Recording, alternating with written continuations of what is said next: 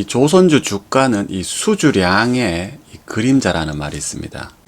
자, 그만큼 이전 데이터를 살펴보면 이 수주량이 이렇게 늘어나면 이 수주량과 이 주가의 상관관계가 상당히 높은 것을 알 수 있습니다. 이 수주량이 증가하면 주가도 따라서 증가하기 때문에 이 수주량 증가는 주가 상승이라는 이 공식이 생긴 건데요. 현재는 이렇게 수주량이 증가했음에도 불구하고 주가는 이렇게 지지부진한 흐름을 보이면서 이 단기적으로는 이 디커플링이 상당히 심화된 상태입니다. 2021년을 기점으로 해서 이 수주량은 이 대폭 증가한 데 비해서 주가는 제자리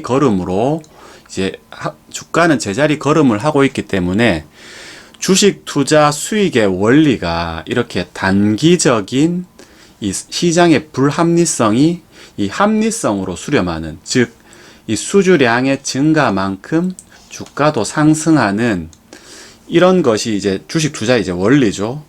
하는 것이기 때문에 이 장기적으로 봤을 때는 이 회사의 이 주가도 이 수주량에 수렴해서 이 상승하는 형태로 갈 확률이 상당히 높긴 합니다.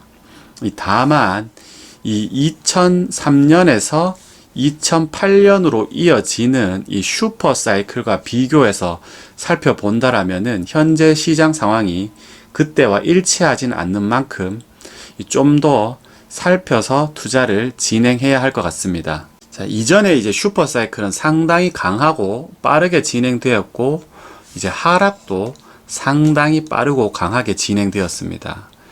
그 이유는 이 세계 경기 호황으로 이 수주량이 단기에 급증했고, 또 세계 경기 침체로 인해서 수주량이 단기에 급락하였습니다. 그래서 이 단기 급증할 때 전 세계적으로 조선소도 우후죽순으로 많이 늘어났습니다. 2005년도에 261개이던 중국의 조선소가 2008년도에 443개로 늘어난 것만 보더라도 이 무차별적인 이 조선소의 증가를 알 수 있습니다. 이는 중국뿐만 아니라 한국도 05년도에 26개였던 조선소가 08년도에 39개로 늘어나는 것을 볼 수 있습니다. 그래서 2008년도 한때에 전 세계 조선소가 무려 1016개에 이를 만큼 조선소 수가 엄청나게 늘어났었습니다. 이를 단적으로 보여주는 예가 바로 이 STX 그룹이죠.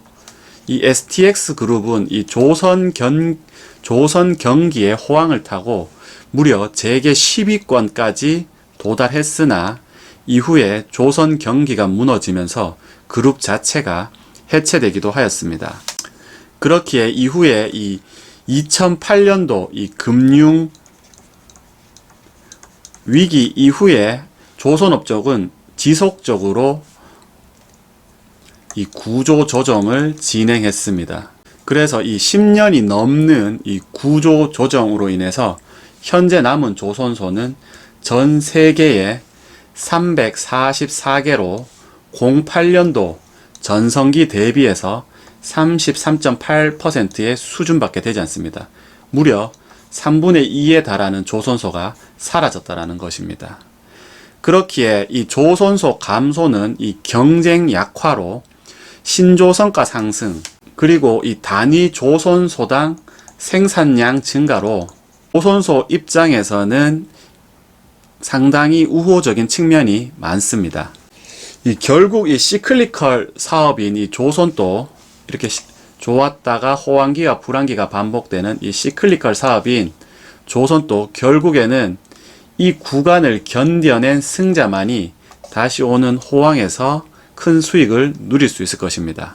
자, 2000년도 이 조선 호황기 때 이 향후 10년만 지나면 이 중국이 한국을 따라잡는다.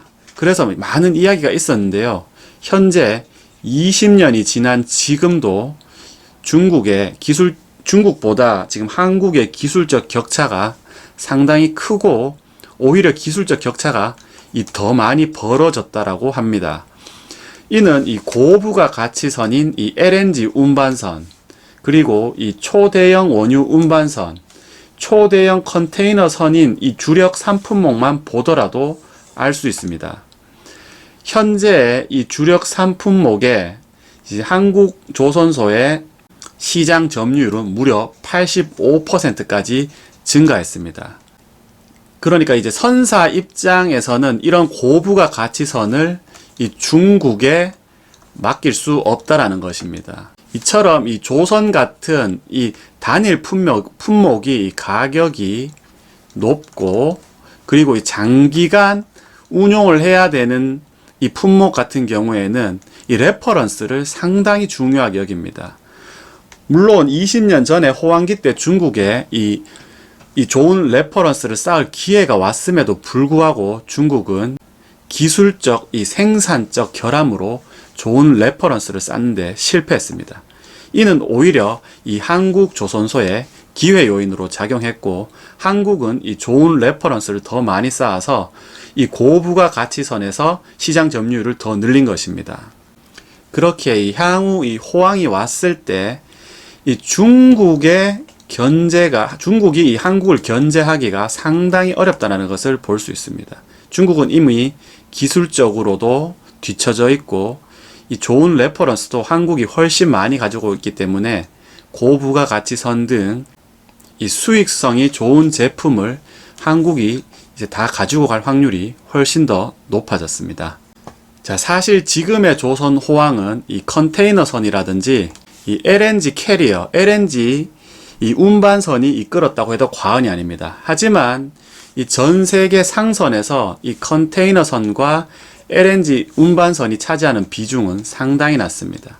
그렇다면 이제 비중이 가장 높은 것은 바로 이 탱커입니다. 그렇기 때문에 이 탱커의 수주가 늘어나야 실질적인 이 호황기가 찾아온다라고 볼 수 있습니다.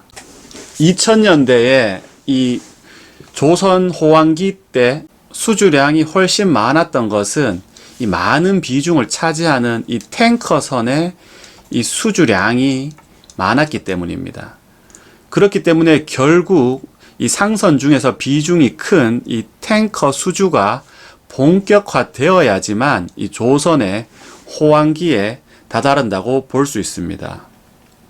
특히 이 탱커 같은 경우에는 이 설계를 한 대 설계를 해서 여러 대를 생산할 수 있기 때문에 이 효율성은 높고 이 건조 시간은 아무래도 이 설계에서 차지하는 시간을 이제 제외할 수 있기 때문에 이 건조 시간은 훨씬 더 짧아지기 때문에 이 조선소 입장에서는 훨씬 수익이 많이 나는 구조라고 볼 수 있습니다. 그런데 이런 탱커선이 몇 년 전까지만 해도 계속 이제 발주량이 늘어날 것이라고 이 말은 많았지만 지금 또 올 하반기부터 발주가 본격화할 것이라고 예상한다. 이런 말은 2년 전부터 있어 왔습니다.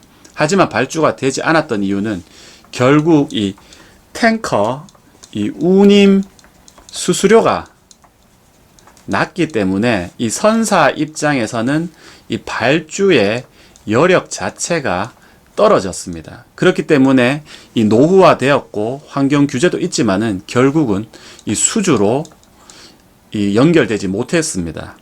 하지만 현재 이 탱커 운임 수수료가 조금씩 이 반등해 하고 있고 환경 규제에 대응하지 못한다면은 이 운항 속도를 줄이는 등 이 선사 입장에서도 수익성에 악영향을 미치기 때문에 향후에 발주는 나올 수밖에 없다라고 보여집니다. 그렇기 때문에 이 대규모 이 선대 교체가 이루어지는 시점이 조선의 이 찐 호황기로 이 진입하는 시점이 아닐까 싶습니다. 그렇기에 이 반드시 탱커 운임 수수료를 이 팔로우업 하면서 이 수주를 살피시기 바랍니다.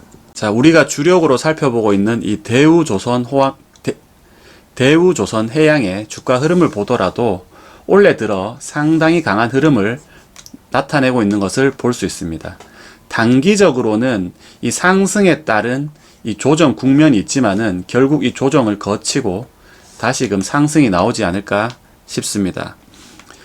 모든 업종이 다 마찬가지지만은 이제 이 업황 자체가 좋아져서 상승할 때는 이 세트 쪽 주가 상승이 먼저 일어나고 그 다음에 이 기자재 쪽 주가 상승이 일어나는 경우가 상당히 많습니다. 그렇기 때문에 우리가 조선 호황을 점치고 있다라면은 이 세트 쪽에 먼저 집중할 때가 아닌가 싶습니다. 자, 오늘 조선 업황에 대해서 한번 다시 살펴봤는데 잘 살펴보시고 투자하셔서 올해도 좋은 수익 나시길 바랍니다. 감사합니다.